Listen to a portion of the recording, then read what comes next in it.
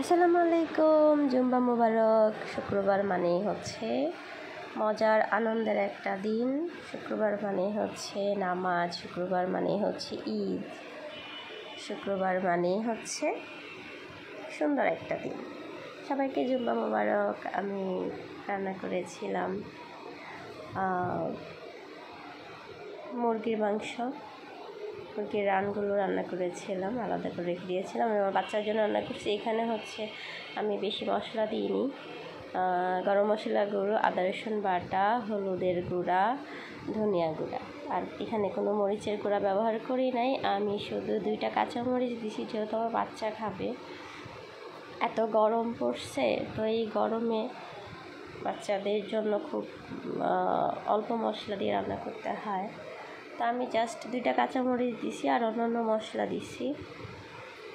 ভালো করে কষায় নিব পানি দিয়ে। এতক্ষণ আমি একটু ভালো করে কষাইছি, আবারও ভালো করে কষায় নিব।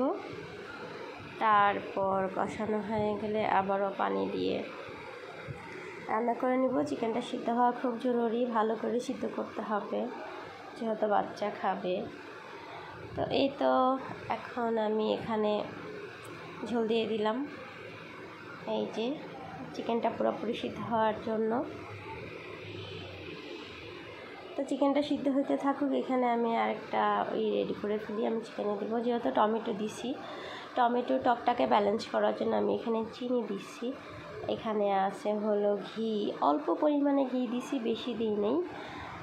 অনেক গরম যেহেতু বেশি ঘি দেওয়া যাবে না। আর গুঁড়া দুধ, তো 3টাকে একত্রে মিক্সড করে নিচ্ছি খুব ভালোভাবে।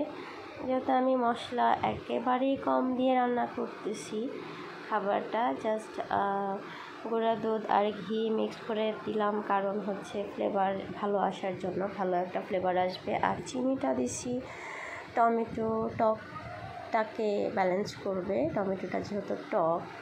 তো এই যে আমার মাংসটা হয়ে গেছে, সিদ্ধ হয়ে গেছে, দারুণ একটা ঘ্রাণ বের হচ্ছে।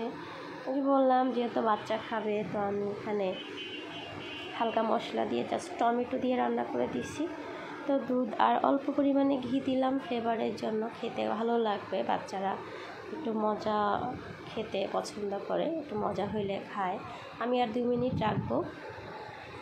এই যে 2 মিনিট পর চলে আসলাম।